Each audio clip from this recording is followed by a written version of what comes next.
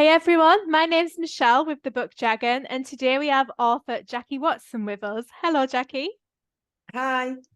Now, Jackie's book, The Road to Find Out, is our book tour book this week, and she's very kindly agreed to answer some questions for us about the book and about her own writing. So, I want to start by asking you, Jackie, was your main character of Georgie in The Road to Find Out inspired by anyone? No one in particular, but she does, I suppose, reference my experiences as a young woman in the 60s and 70s, but also I've got quite a few children and they're all girls. And the experiences I had with them, and it's a generational thing. I think everybody goes through this point in their life when things start to change as you grow up, and you recognize that maybe you haven't done the right things at the right time, and there's a bit of regret there or whatever. So yeah, it's retrospective, and I have looked back at my life, but it isn't a story about me. Mhm. I hope not anyway.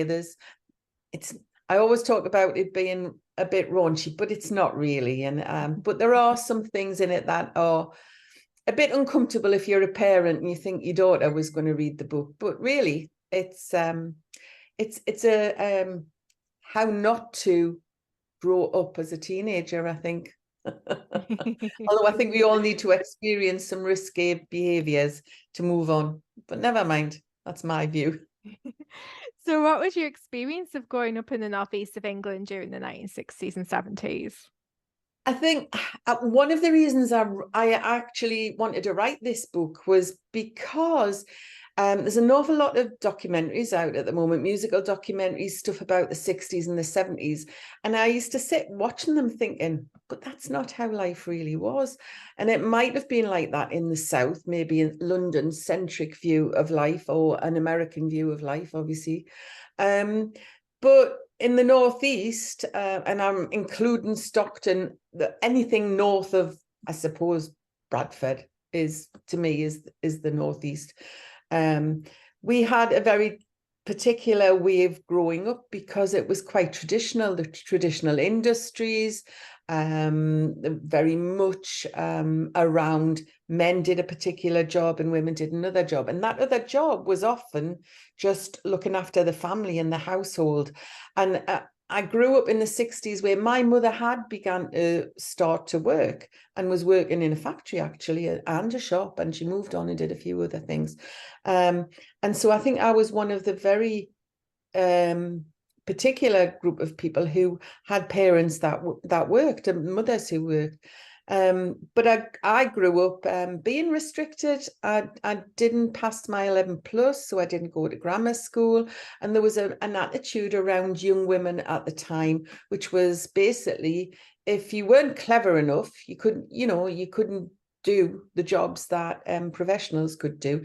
So your choice was either working in a shop, in a factory, maybe in an office, or a nurse, and that was it. And I can remember sitting in careers meetings being told, well, what do you want to do? These are your options.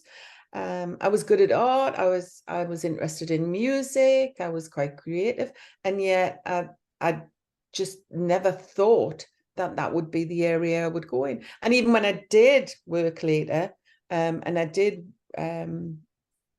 work as a primary school teacher for quite a few years, it brought out the creativity in me, but it was still very limited in the approach and the attitudes.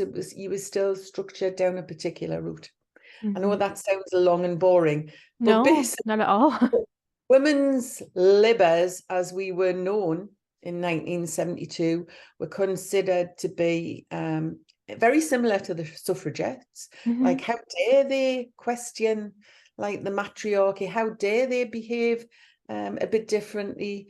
And there was a lot of rhetoric on the television around Woodstock and power Flower Power in San Francisco, etc. And we sort of believed that, and we thought we were going to make a difference and change the world. And I honestly did think I was going to change the world, and that the world would change because of us, the new generation, the younger generation. But I think that is, as I've said before, a generational thing. I think every generation feels, yes, it's up to us and we're going to move things forward and we are different. So that's why, although the book is very specifically set in 1971, and I think of my reader as being a 60-plus-year-old woman, I think it is open for younger girls to sort of see attitudes in life as they were, but also that there are some similarities. And also it's maybe a self-help book for men in terms of learn a few things. I don't know. So you mentioned music there, and it's obviously featured a lot in the story of The Road to Find Out. Is this something that's played an important part in your own life? And if so, which songs have special memories for you? Very much so. Again, the time that I lived through, certainly in the Northeast, we had lots of community centres, youth centres, and venues, just clubs that were open for young people to go and listen to live music or disco. Well, it wasn't disco at the time, and it was very much around where you could go to disco music, you could go to young people's clubs that didn't have alcohol, and you could have a great time. Very, very good.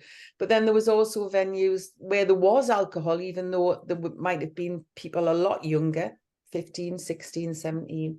And you could see live bands, three bands a night for 50 pence. And I know I sound like an old fuddy-duddy saying that, but yeah, you could. And it was, I was heavily into folk and underground in probably through different periods. And I listened very much. I loved the Beatles, even though now people think, oh, well, that was a younger generation. But they spoke to me quite a lot. And I loved Joni Mitchell, Crosby, Stills, Nash and Young, all of the people I'd seen and knew through the imagery from Woodstock, etc. Yeah. But at the time, and very specifically, the book that's written, I've got a copy of it here. I can see you've got it behind. The Road to Find Out is actually the title of a Cat Stevens song. And I didn't think of that. I had lots of titles. Obviously, when you're drafting a book, you go through 101 different titles. But it was while I was editing, I was listening to Cat Stevens, and I do listen to a lot of early 70s, late 60s music. My husband said, what about this? What about this? The Road to Find Out. It is about Georgie's journey. And he's read the book several times and helped me to edit and helped me to just format it and get it into some kind of, manageable state at one point. And he said, it speaks the speak. And it does really. I like the title. I'm sure if I had gone to a publisher instead of self-publishing, they might have changed the title, but I'm very proud of that title. And actually, this year, if anybody was watching Glastonbury, Cat Stevens was on at Glastonbury. And for my birthday this year, which was May, my husband had got me 2 tickets to go to Marbella to see Cat Stevens. Wow. Because he hasn't done an English tour, a British tour. So I actually went to see him, and it was absolutely amazing. And I was tearful, and for all the reasons it attached to the book as well, because it brought back many memories of a time when I had some really good friends who are sort of, the characters may be based loosely on some of those friends and some of the behaviors, but obviously I've changed a lot, and because some of those people are no longer with us, which just seems a bit weird. So I'm not that old, but anyway. So yes, music has played a massive part in my life, and it's on every day in the house. And we've got rid of all of our LPs, and we've got rid of all of our CDs, and we just do everything through Apple Music, and it's on continually. And it might be play Bob Dylan or play Crosby, Stills, Nash, and we're a bit like old-fashioned hippies, I suppose, still on a Friday night. We love to listen to our music. Well, it was an amazing era for music, and It my was. parents loved that era too. So I think some of the music then was incredible. So I don't blame you for still listening to it. So the Road to Find Out takes place in a time when women's liberation was being more prominently discussed, and as well as you writing, you've also worked to help empower women. Can you talk to us a bit more about that, Jackie? I think it's always been with passion. Unfairness, whether it's against people of color or different religions or anything, is an unfair behavior has really been something that has been really part of my life forever. And I specifically, when I was younger, it was around girls and the unfairness I saw and the attitudes. You know, the set of rules. There's two sets of rules. A set of rules for the boys and a different set of rules for the girls, and that sort of continued in adulthood. And I remember challenging it from a very early age, and against everybody else's views, including friends. I had friends who said, well, why shouldn't somebody open a door for you? Why shouldn't you? Which is very specific, but not really what women's liberation is about. As we all know now, it's still a big issue today. So as a teacher, and I worked in primary and secondary, and I was a lecturer at Northumbria University part-time for a while. It was very much important to me that there was access to education and access to opportunities. And I also worked for the local council and spent a lot of my time, hopefully, helping other women to get on that road of education or support or confidence, and understanding why you weren't on a road that was going to lead you to something better than you'd sort of your expectations were. So I was involved in, I was a youth worker, so girls' work was very important to me. I set up the first girls' club in South Tyneside, where we just had girls and they talked and they did what they wanted to do, not having to flutter in front of the boys or whatever. So that was very important. And certainly International Women's Day was something that we celebrated within the local authority, and I was responsible for that. And we looked at things like perception of women and the way women are perceived, you know, through power dressing or through looking a bit tawty or whatever, which is an awful word to use now. Really regret you just using that there. No. But some of the imagery and you know, what's wrong with putting a pair of nice stilettos on and having a tight skirt and enjoying yourself, but if you're perceived as being something because of that, that was really important to me. So we spent a lot of time looking at attitudes to women and how we could support women in moving forwards themselves and understanding what was important about them and a self-belief and self-confidence. So I ran a lot of courses, including courses to support teachers and other professionals to understand women and girls, and also a lot of preventative services where we were promoting confidence in young women and young people generally. I have worked very specifically on emotional intelligence, following a Martin Seligman program where we looked at resilience, and I still think resilience is so important. And if we could just get it into school as a full-time curriculum so that we can help young people with the problems that they're facing at the moment, very specifically since COVID, but even before that in terms of confidence and self-worth. Yeah, some very important work there, Jackie.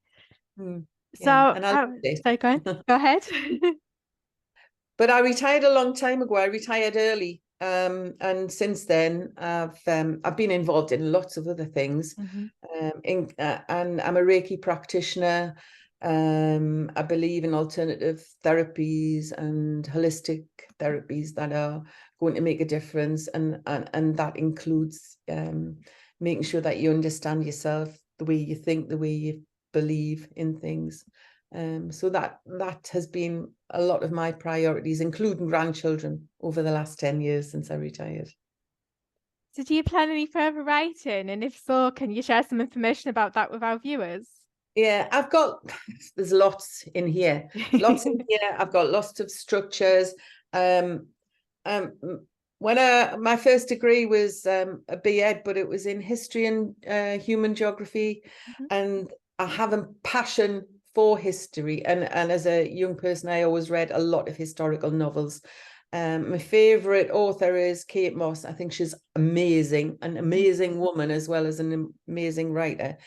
So I have written historical stories before, set at the beginning of the century, but I've decided, and I do have a number of stories that that will become novels, looking back at a particular woman.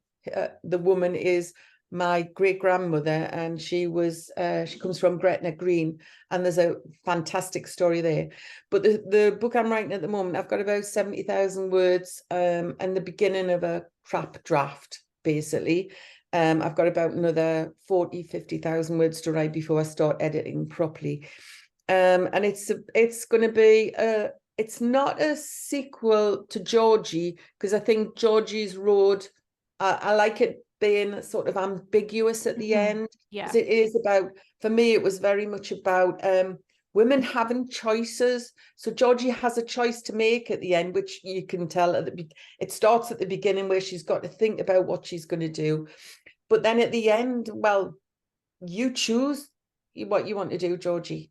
So I don't want to continue her story, although she is in the next story, which is actually Kat's story.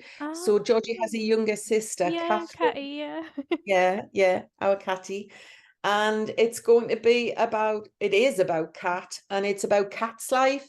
And she was very different to Georgie, is very different to Georgie. Georgie's life was very hectic. She didn't know what she wanted, but Kat knew from a very early age she wanted to be a writer, which is in The Road to Find Out. And it's about her journey being 18, 16, 17, 18, 19, going into university.